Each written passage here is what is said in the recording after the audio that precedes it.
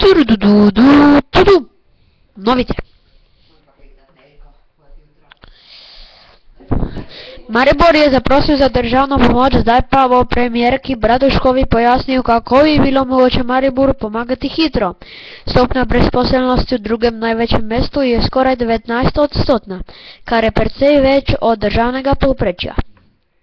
Ameriški zdravnik Kermit Gosnell je bil spoznan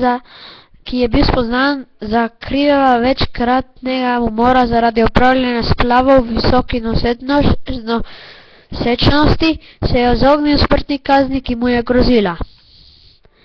Sonce je očitno vstopal vrhunec dejavnosti v 11-letnem ciklu. Nasilni znanstveniki so objavili posnetke treh izredno močnih sončevih izbruhov. Za zdaj ti nas niso nevarni, saj niso usmerjeni proti Zemlji, kar pa se bo spremenilo že čez teden dni.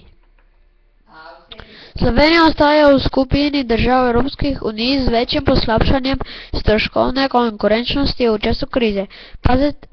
Padec našega tržnega deleža na svetovnem trgu pa se še poglobil, so na Umarju zapisali v aprilskem ekonomskem ogledalu.